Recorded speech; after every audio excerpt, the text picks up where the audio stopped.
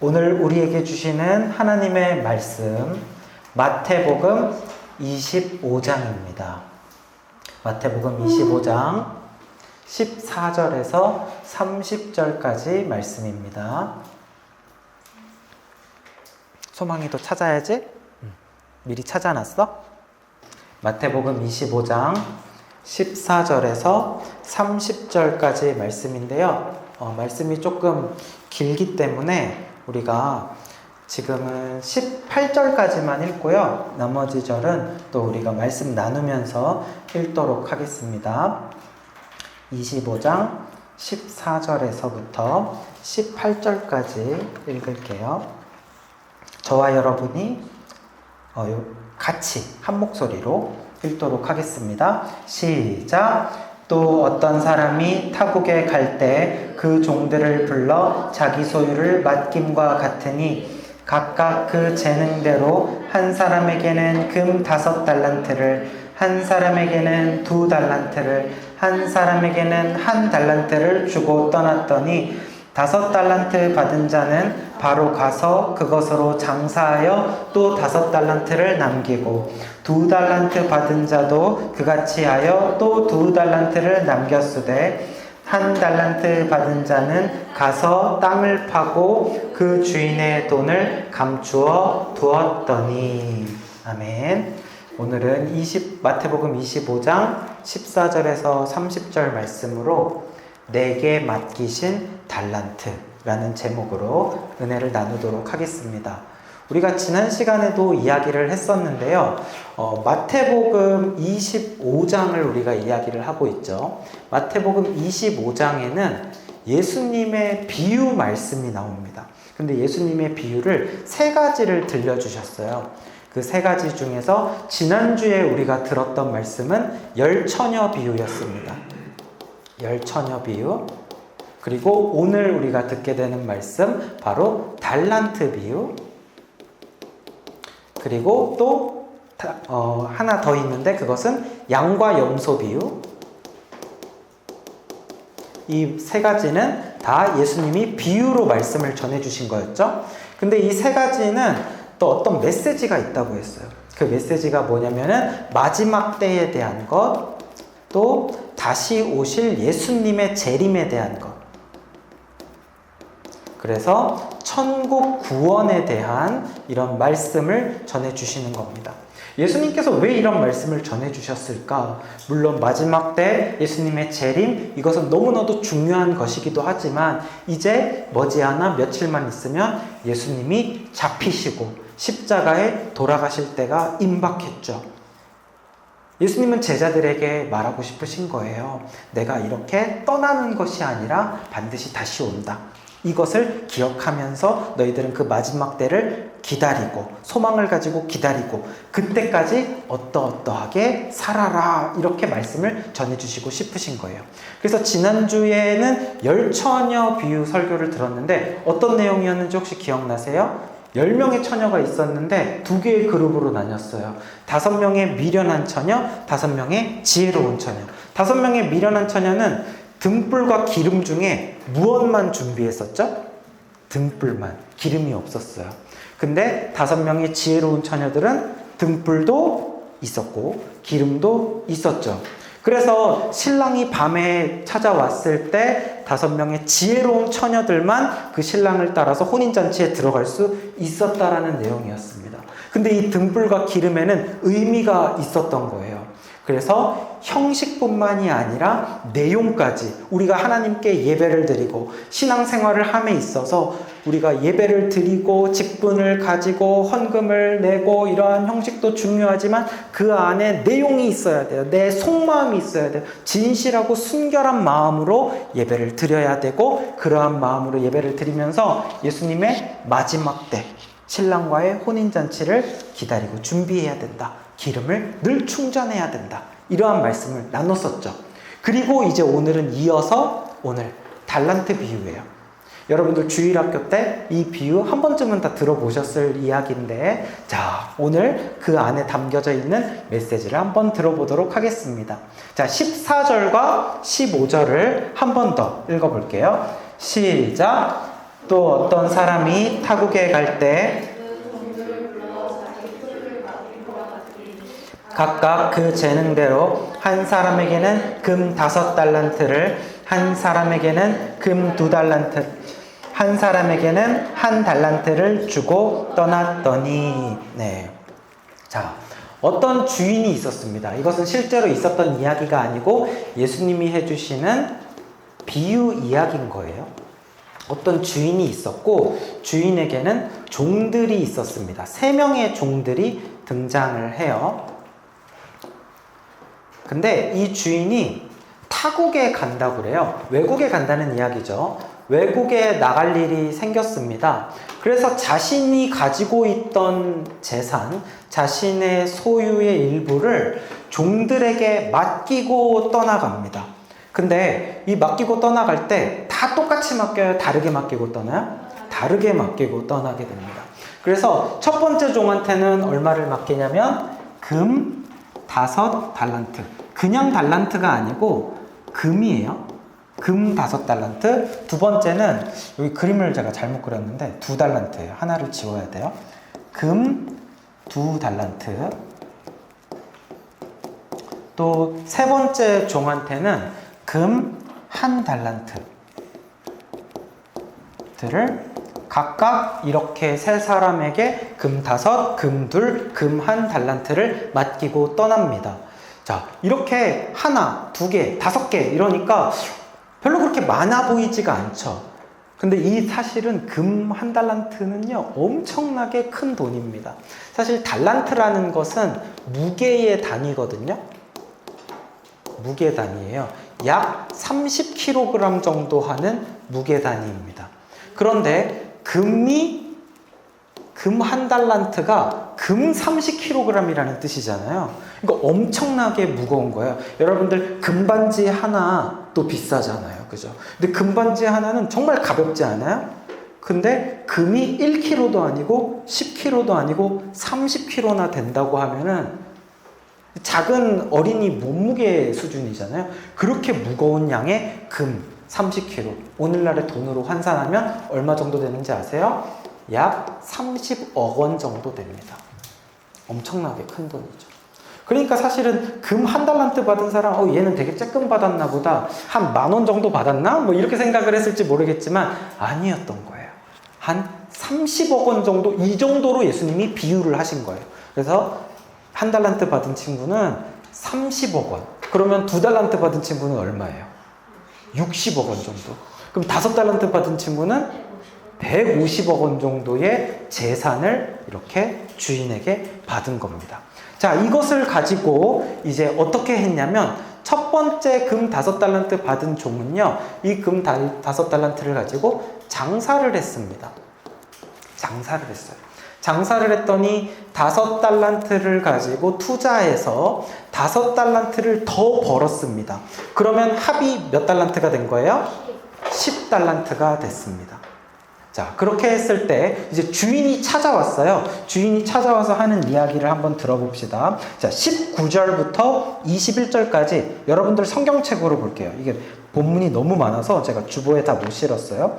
19절부터 21절 시작. 오랜 후에 그 종들의 주인이 돌아와 그들과 결산할세 5달란트 받았던 자는 5달란트를 더 가지고 와서 이르되 주인이여 내게 5달란트를 주셨는데 보소서 내가 또 5달란트를 남겼나이다. 그 주인이 이르되 잘하였도다 착하고 충성된 종아 내가 적은 일에 충성하였음에 내가 많은 것을 내게 맡기리니 내 주인의 즐거움에 참여할지어다 하고.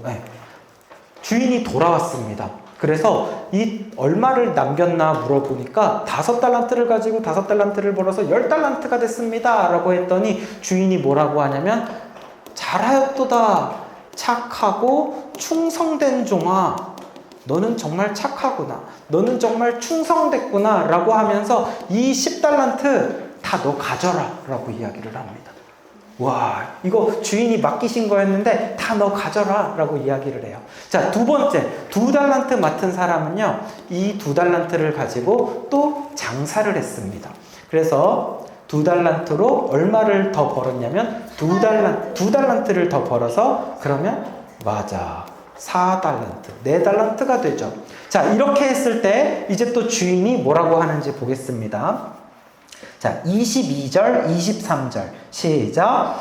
2달란트 받았던 자도 와서 이르되 주인이여 내게 2달란트를 주셨는데 보소서 내가 또 2달란트를 남겼나이다. 그 주인이 이르되 잘하였도다 착하고 충성된 종아 내가 적은 일에 충성하였음에 내가 많은 것을 내게 맡기리니 내 주인의 즐거움에 참여할지어다 하고 2달란트로 2달란트를 남겨서 4달란트가 되었어요 라고 이야기를 했는데 그거를 가지고 주인이 또 뭐라고 얘기하냐면 여러분 위에 했던 말과 조금 달라요? 아니면 완전 똑같아요? 완전 똑같이 말해요. 베낀 것 같은데요? 맞아요. 베낀 것 같죠? 컨닝했어요, 컨닝. 누가 누굴 컨닝해? 본인이 한 말이에요? 주인이 하는 말이에요? 그러니까 똑같은 말을 주는 거죠. 아, 위에 첫 번째 종은 10달란트 남겼는데 너는 4달란트네? 조금 적네? 그래 뭐 너도 조금 착하고 조금 충성했어. 이렇게 얘기한 게 아니에요. 똑같이 얘기하는 거예요. 분명히 남긴 금액은 2배 이상 차이 나죠? 근데 똑같이 칭찬을 해줍니다. 착하고 충성된 종아. 너도 이거 너 다 가져라! 라고 이야기를 합니다. 자, 근데 1달란트 받은 사람, 이 사람은 어떻게 했냐면 이것을 가지고요, 땅 속에 파묻습니다. 땅 속에다 이것을 다 그냥 묻어버렸어요. 땅 속에다가. 이 돈을요. 자, 그랬을 때 어떻게 돼요? 결국은 그냥 1달란트 그대로겠죠. 자, 그 주인이 뭐라고 이야기를 하는지 봅시다. 주인과 그 종이. 자, 24절과 25절 시작. 1달란트 받았던 자는 와서 이르되 주인이여 당신은 굳은 사람이라 심지 않은 데서 거두고 해치지 않은 데서 모으는 줄 내가 알았으므로 두려워하여 나가서 당신의 달란트를 땅에 감추어 두었었나이다. 보소서 당신의 것을 가지셨나이다. 네. 아니 뭐 남긴 것도 없으면서 말은 제일 많아요. 그죠? 제일 길어요. 근데 뭐라고 이야기를 하냐면 주인님 당신은 굳은 사람입니다 라고 표현을 하는데 그게 뭐냐면 엄격한 사람이고요. 당신은 좀 무서운 사람이라는 것을 제가 알아요. 그래서 뭐 심지도 않고 거두는 사람이다 막 이런 식으로까지 대놓고 말하는데 이게 뭐예요? 주지도 않았으면서 달라고 요구하는 주인이고 아주 그냥 악덕 주인으로 만들고 있습니다. 주인을 오해하고 있는 거죠. 주인이 지금 주지도 않고 달라고 하고 있나요? 아니죠. 주고 나서 달라고 하고 있는 상황이죠. 주인을 완전히 오해하고 있어요. 그래서 당신은 엄격하고 무서운 사람이라서 내가 이 1달란트를 장사를 만약에 했다가 만약에 이거 잃어버리면 빵달란트 되잖아요. 그러면 나 되게 혼날 거 아니에요. 그래서 나는 주인님 무서워서 그냥 잘 묻어놨어요. 라고 이야기를 하는 겁니다. 변명을 하려니까 변명이 되게 길어요. 주인에 대해서 오해할 뿐 아니라. 그렇게 했더니 주인이 뭐라고 이야기하는지 봅시다. 자, 26절부터 30절까지 조금 긴데 같이 읽어봅시다. 시작. 그 주인이 대답하여 이르되 악하고 게으른 종아 나는 심지 않은 데서 거두고 해치지 않은 데서 모으는 줄로 내가 알았느냐? 그러면 내가 마땅히 내 돈을 취리하는 자들에게나 맡겼다가 내가 돌아와서 내 원금과 이자를 받게 하였을 것이니라 하고 그에게서 그 1달란트를 빼앗아 10달란트 가진 자에게 주라. 무릇 있는 자는 받아 풍족하게 되고 없는 자는 그 있는 것까지 빼앗기리라. 이 무익한 종을 바깥 어두운 데로 내쫓으라. 거기서 슬피 울며 이를 갈리라 하니라. 이 종에게는요, 주인이 뭐라고 이야기를 하냐면 악하고 게으른 종이라고 이야기합니다.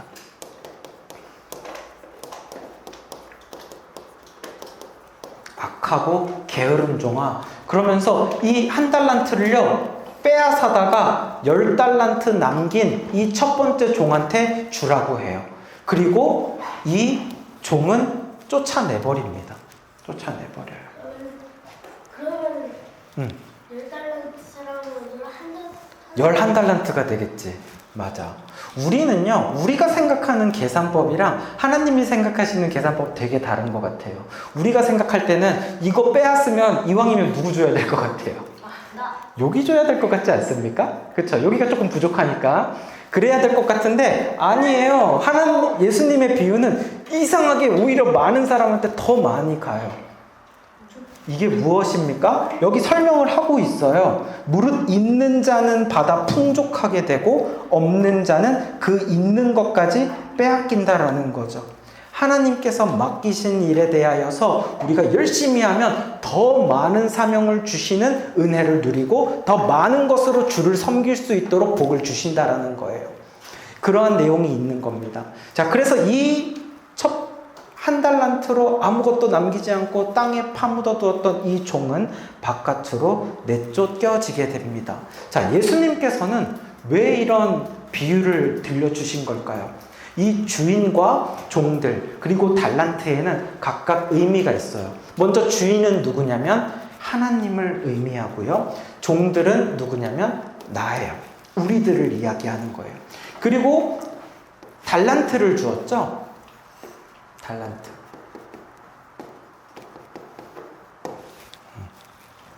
이 달란트가 의미하는 것이 무엇일까? 왜 주인이 외국에 가면서 달란트를 그 종들에게 맡겼다라는 것, 여기에는 어떤 의미가 있을까? 사실은 내가 가진 것들, 내가 가진 모든 것들, 의미가 두 가지가 있는데,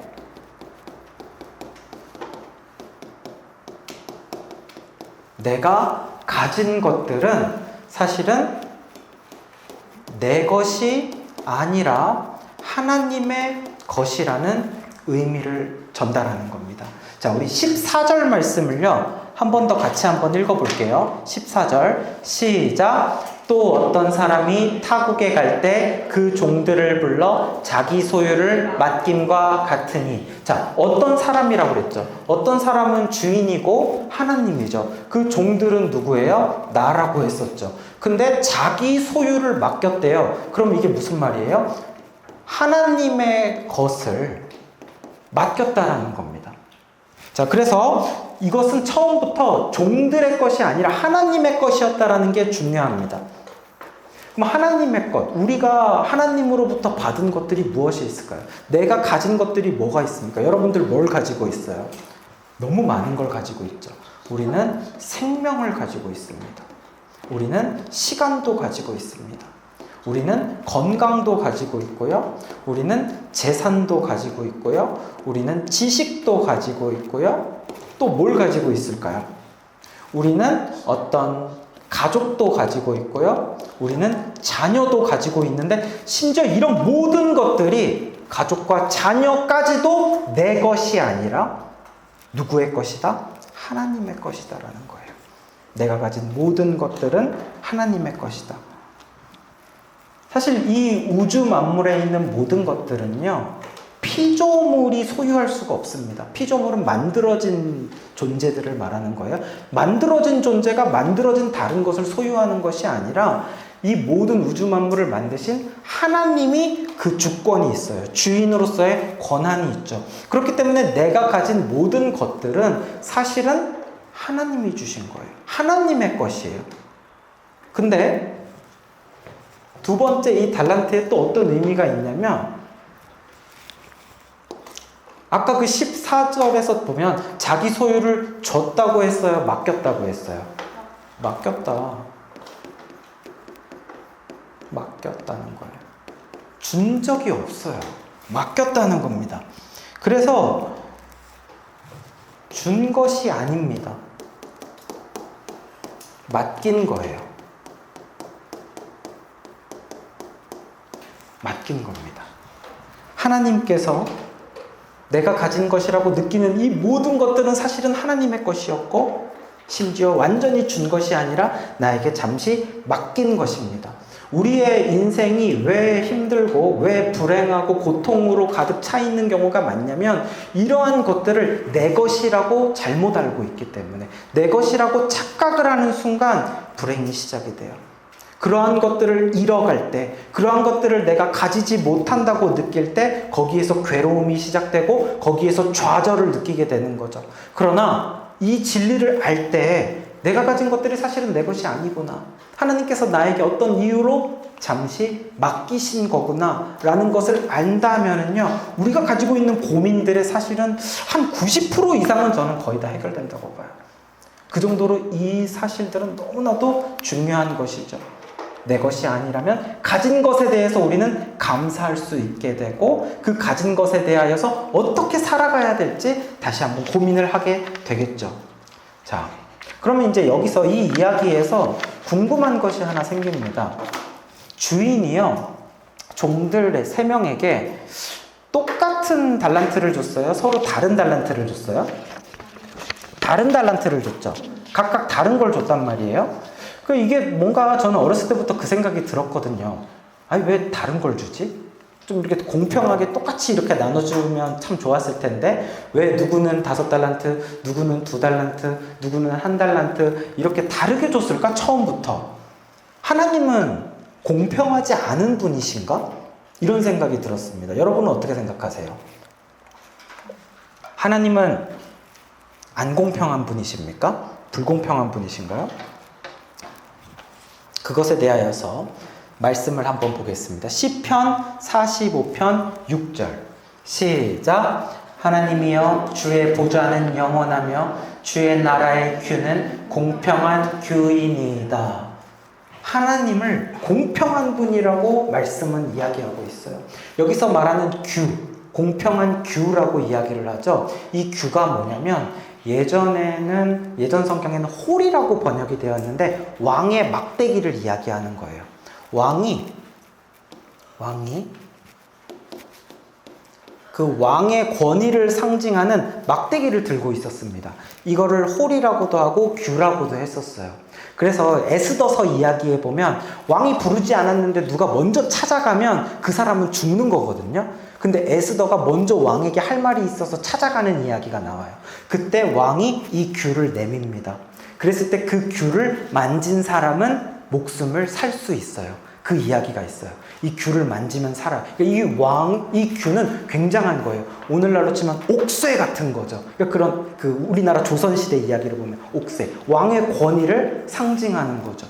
그래서 지금 이야기하는 건 뭐냐면 하나님을 왕으로 이야기하고 있습니다.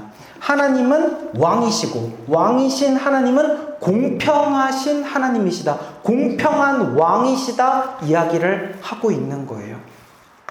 우리는 근데 하나님이 뭔가 불공평하게 느껴져요. 그래서 사람들에게도 이렇게 각각 다른 거를 주는 하나님이라고 느끼지만 성경은 분명히 아닌데, 하나님은 공평한 하나님인데, 근데 우리가 생각해보면 어떤 사람은 유전자가 키가 엄청 커요. 막 키가 막 180, 190. 어떤 사람은 키가 작아요. 150 밖에 안 돼. 어떤 사람은 날씬해. 호리호리해. 어떤 사람은 뚱뚱해. 어떤 사람은 머리숱이 많아. 어떤 사람은 머리숱이 없어. 뭐 이렇게 다 달라. 그런 걸 보면서 이거 뭐야, 이거 내가 선택한 것도 아니고 뭔가 공평하지 않아. 어떤 사람은 금수저로 태어나, 어떤 사람은 가난한 집안에서 태어나, 뭔가 어떤 사람은 막 운동신경이 좋아서 막 운동 엄청 잘해. 어떤 사람은 운동 전혀 할 줄도 몰라. 이런 걸 보면서 우리 불공평하다라고 생각을 한단 말이죠. 근데 여러분, 하나님은요 이처럼 사람들을 똑같이 만들지 않으신다라는 거예요. 이 세상에 몇 명의 사람들이 존재할까요? 오늘날에 대략 한 70억 명의 사람들이 존재한다고 볼 때 지금까지 이 지구상에서 살았다가 죽었다가 한 모든 인류를 다 합치면 수백억 명 혹은 천억 명까지 생각하는 사람들이 있습니다. 자, 천억 명의 사람들 중에 단 한 사람도 똑같은 사람이 없어요. 심지어 쌍둥이조차도 다르기 때문에 모든 사람은 완전하게 다 다릅니다. 근데 우리는요, 하나님이 그렇게 만드셨다라는 것을 생각하지 않고 이 다름에 대하여서 불공평하다고 느끼는 거예요. 자, 그러면 우리가 생각하는 공평한 하나님이 되려면 어떻게 해야 돼요? 공평한 하나님이 되려면 다 키가 크면 되죠. 다.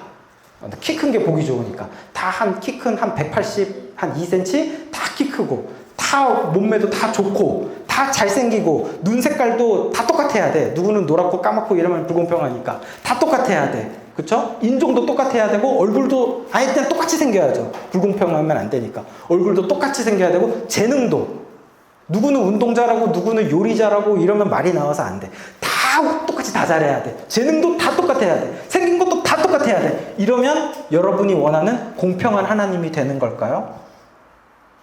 모두가 다 똑같다면. 사실은 이렇게 모두가 다르기 때문에 이 다름 속에 아름다움이 있는 거예요. 이거야말로 하나님이 만드신 진정한 아름다움. 소망아, 이 한자 뭔지 알아? 아름다울 미자죠. 네. 다름 속에 조화가 있고 그 서로 간의 부족한 것들을 채워가면서 균형 있게 만드신 것이 이게 하나님의 창조의 원리이고 섭리예요. 그래서 각각 그 다른 모습으로 다른 곳에서 자기의 역할을 하는 것, 그것이 진정한 아름다움이고 하나님이 만드신 방법이에요. 그래서 하나님은 사람도 남자와 남자로 만들지 않고 남자와 여자로 만들었잖아요. 애초에 다르게 만들었단 말이에요. 하나님은 그렇게 서로 다른 점을 보완하면서 조화롭게 살라고 사람들도 다 다르게 만드셨습니다. 모두가 똑같은 것이 절대 공평한 것이 아니에요. 제가 한 가지 이야기를 들려드릴게요. 어떤 농부가 있었습니다. 농부가 농장에 다양한 농작물들을 심었어요. 어떤 농작물들을 심었나 볼게요. 첫 번째, 땅속에서 자라는 뭐를 심었어요? 감자를 심었어요. 자, 그 다음에는 고추를 심었습니다. 그리고 또 뭘 심었어요? 포도 열매를 맺는 포도나무를 심었어요. 그리고 또 뭐를 심었나 볼까요? 사과나무를 심었네요. 그리고 또 큰 무슨 나무를 심었어요? 바나나 나무를 심었어요. 자, 여러분, 이 중에서 뭐가 좋은 열매고 뭐가 나쁜 열매입니까? 나쁜 열매 같은 거 없는 것 같죠?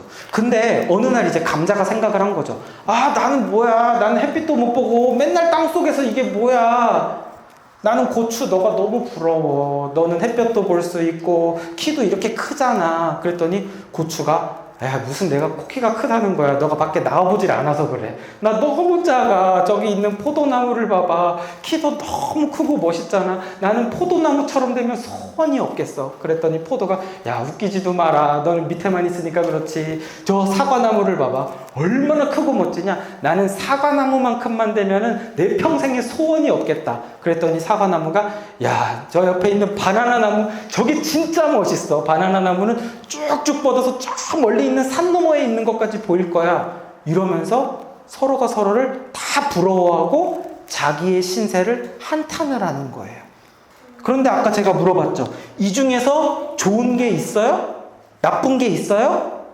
좋고 나쁜 게 이 안에 있지 않다라는 거예요.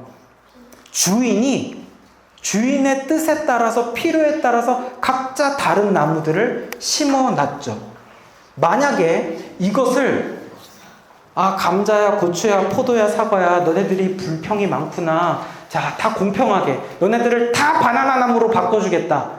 그러면 제일 멋있는 나무가 되니까 자, 이제 다 바나나 나무로 바꿨어요. 그러면 이제 공평한가요? 이 세상에 있는 모든 열매는 이제 바나나밖에 못 맺어요.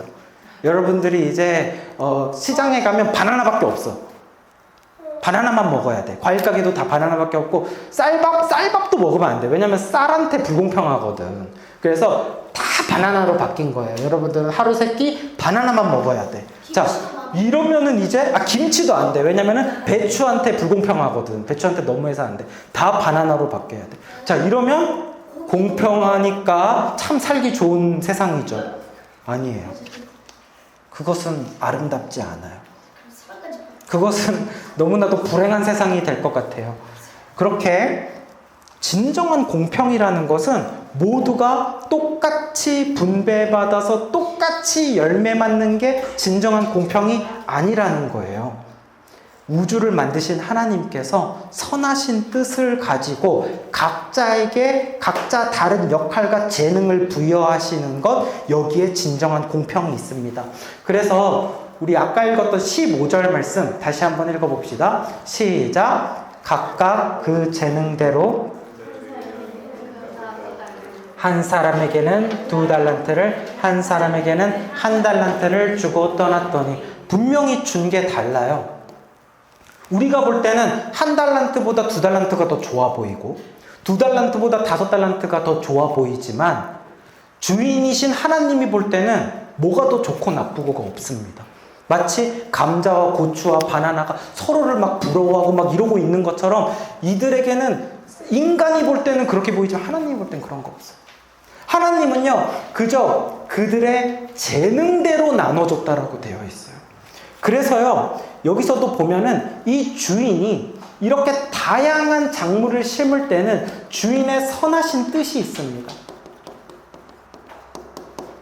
주인이신 하나님의 선하신 뜻에 따라서 각각 재능대로, 각각 역할대로 맡은 일을 분배를 하는 겁니다. 그래서 바나나한테는 감자를 요구하지 않아요.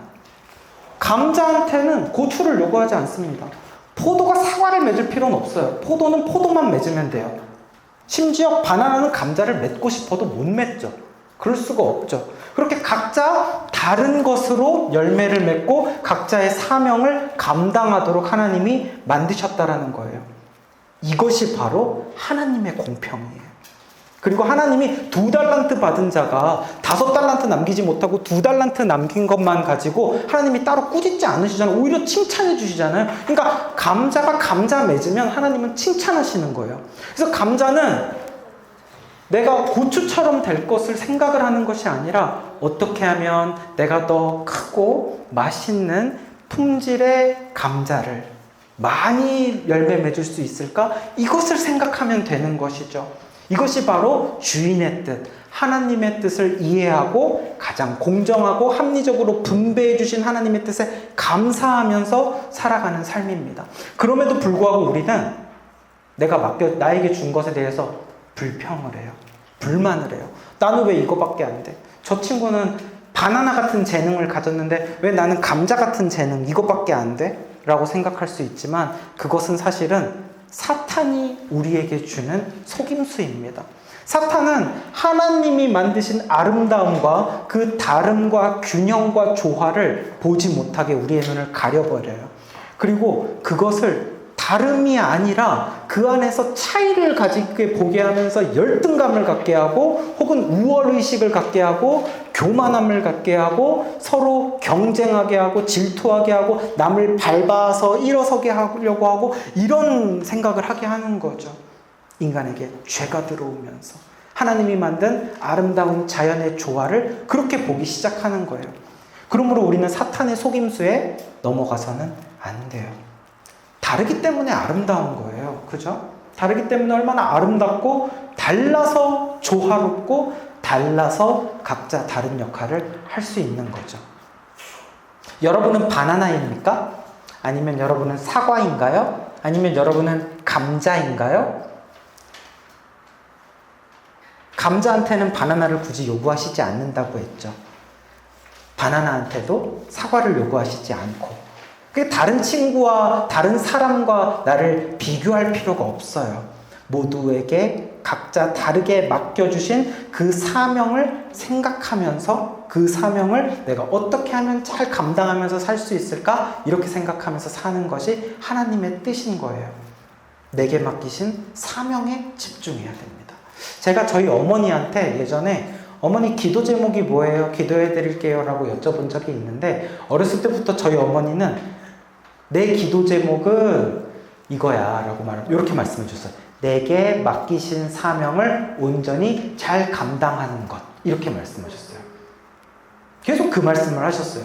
그래서 저는 어머니를 위해서 기도할 때 저희 어머니께서 어머니께 맡기신 사명을 온전히 감당하는 자 되게 하여 주옵소서 이렇게 기도합니다. 저는 어렸을 때부터 그 기도 제목으로 기도를 할 때 그 기도의 깊은 뜻을 다 알지 못했지만 이제는 알아요. 그 한 문장에 많은 것이 담겨져 있다는 것. 하나님이 이 땅에 나를 보내신 이유가 담겨져 있습니다. 하나님이 맡기신 사명이 있다는 거예요. 하나님이 나에게 맡기신 감자든 사과든 바나나든 그 열매를 맺기를 원하시는데 그것을 내가 땅속에 파묻고 못하면 안 되잖아요. 그것을 온전히 하나님 뜻대로 감당하는 자 되게 하여 주옵소서. 이 기도 제목인 거예요. 그래서 이것이 얼마나 중요한지 모릅니다. 특히 이 자리에 어린이 친구들도 있고 또 청소년 친구들도 있습니다. 이렇게 어린 초등학교, 중학교, 고등학교 이 시절은 어떤 시절이냐면 유치원 친구들 있죠. 어떤 시절이냐면 아직 내가 감자인지 사과인지 바나나인지 잘 몰라요. 그래서 그러한 것을 발견해 나가는 시기입니다. 그래서 기도할 때 하나님 내가 어떤 사명을 가지고 있는지 하나님이 나에게 어떤 달란트를 주셨는지 발견하게 해주세요. 그리고 그것이 무엇이건 간에 내가 감사할 수 있게 해주세요. 감사하면서 그 맡기신 사명을 잘 감당하여서 그 열매를 잘 맺는 사람이 되게 해주세요. 불평하지 않고 열등감을 굳이 느낄 필요가 없다는 거예요. 또 다른 사람을 무시할 필요도 없다는 거예요. 내게 맡기신 사명에 집중해서 잘 감당하는 사람 되게 하여 주세요.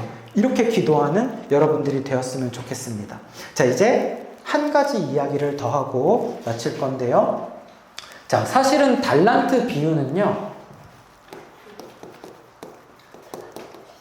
재능에 대한 이야기만 하려는 게 아니에요. 달란트가 영어로 탤런트거든요. 그래서 이게 탤런트가 재능이라는 뜻이잖아요. 이 탤런트라는 재능이라는 단어가 달란트에서부터 온 거라는 거 아시죠?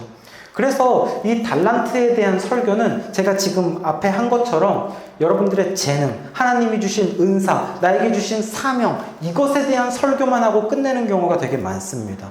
물론 저도 전도사 시절에 그렇게 설교를 한 적이 많이 있었어요. 근데 여기서의 중요한 부분은 그게 아니에요. 이 내용도 담겨져 있지만 진짜 중요한 것은 뭐냐면 이 비유 시리즈가 어떤 이야기를 한다고 했어요? 다시 오실 예수님. 마지막 때에 예수님의 재림에 대한 이야기를 하고 있는 거라고 분명히 이야기를 했었죠. 그래서 이 19절 말씀을 다시 한번 읽어보겠습니다. 19절 시작. 오랜 후에 그 종들의 주인이 돌아와 그들과 결산할세. 1달란트, 2달란트, 5달란트를 맡긴 다음에 주인이 외국에서 돌아왔어요. 그때 이야기입니다. 자, 주인이 돌아왔다라는 것은 무엇을 말하는 겁니까? 떠났던 예수님이 재림하여 오신다는 거예요. 다시 찾아오신다는 거예요. 근데 언제 오신대요? 오랜 후래요. 언젠지 얘기를 안 해줘. 언제인지 몰라요. 그런데 오래 기다려야 돼요. 기다림이 필요합니다. 우리가 앞에서 이야기했던 열처녀 비유에서도 신랑이 언제 올지를 몰랐어요. 그죠? 근데 오래 기다렸어요. 그것이 이어지는 겁니다. 마찬가지로 주인이 언제 올지 몰라요. 기다려야 돼요. 근데 주인이 반드시 돌아옵니다. 돌아와서 그들과 무엇을 한대요? 결산을 한대요. 결산을 한다는 게 무엇입니까? 분명히 주인이 준 게 아니라 맡기셨다고 그랬잖아요. 나에게 맡기신 일, 그 맡기신 사명에 대하여서 열매를 잘 맺었는지 그거에 대해서 물으신다는 거. 다시 말하면 심판이 있다는 겁니다. 재림의 때에 물으시고 결산하실 때 심판이 있습니다. 나에게 맡기신 달란트, 은사, 재능대로 잘 살았는지 물으시는 거예요. 하나님이 나에게 주신 달란트가 있어요. 근데 그 달란트를요, 가지고 하나님의 나라를 위하여서, 하나님의 영광을 위하여서, 주님의 교회를 위하여서, 많은 영혼 구원을 위하여서 그것을 열매를 많이 맺은 사람들이 있습니다. 그렇게 많은 열매를 맺어서 하나님, 내가 하나님께서 나에게 주신 것을 통하여서 이렇게 많은 열매를 맺었어요. 주님의 뜻대로 살았어요. 주님의 나라와 교회를 위하여 사용하였습니다. 그랬을 때 주님이 뭐라고 칭찬을 해요? 잘하였도다. 착하고 충성된 종아. 나와 함께 잔치에 참여하자. 나와 함께 기쁨에 참여하자. 마지막 때에 오셔서 혼인잔치, 천국 구원의 자리로 인도하신다라는 거예요. 그런데 주님께서 맡기신 달란트를 그냥 땅에다 파묻어 버렸어요. 그것은 무엇을 의미하는 겁니까? 주인의 뜻과 전혀 상관없이 그냥 이것을 그저 나를 위하여서, 하나님을 위하여 쓰는 것이 아니라 나를 위하여서 사용하거나 그것을 그냥 썩혀버리거나 나의 기쁨과 나의 쾌락을 위해서 사용해버려서 주님께 드릴 것이 없는 거예요. 그랬을 때 이 종은 천국 혼인잔치에 참여할 수 없습니다. 그리고 뭐라고 이야기합니까? 악하고 게으른 종아. 주인의 뜻을 알지 못하는, 하나님의 뜻을 알지 못하는 종은 악하고 게으른 종이라고 하나님이 꾸짖으십니다.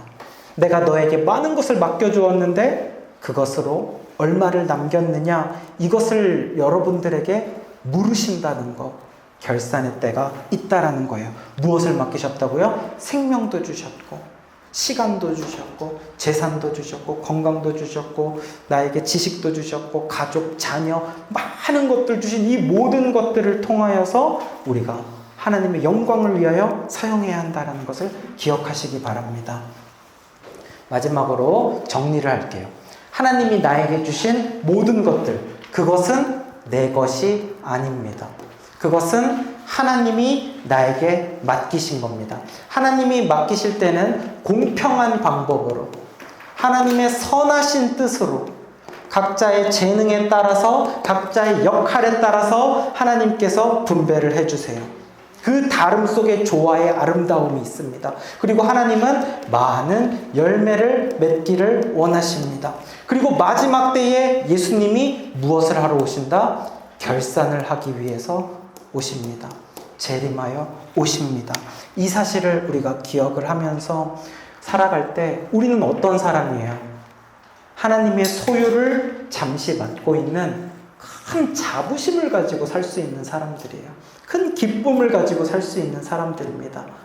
뿐만 아니라 하나님의 소유를 맡은 자이기 때문에 또 강한 책임감을 가진 사람들입니다. 강한 사명감을 가진 사람들입니다.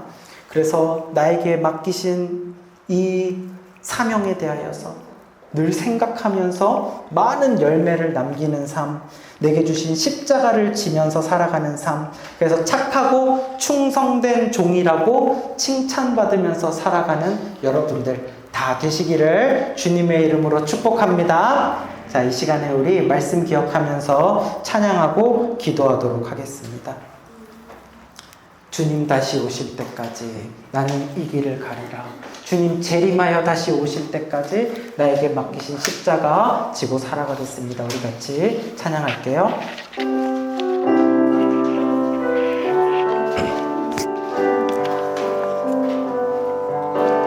주님 다시 오실 때까지 나는 이 길을 가리라.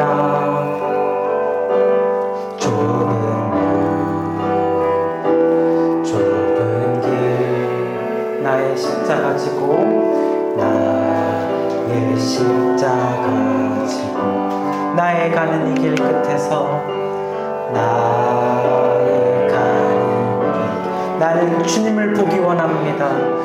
나는 주님을 보리라. 영광의 내 주님, 영광의 내 주님, 나를 맞아주시기. 아멘. 주님 다시 오실 때까지 나는 일어나 달려가리라.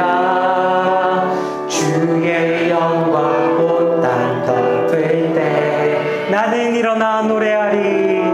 나는 일어나 노래하리. 내 사모하는 주님, 내 사모하는 주님, 온 세상 구주시라. 내 사모하는, 내 사모하는 주님, 영광의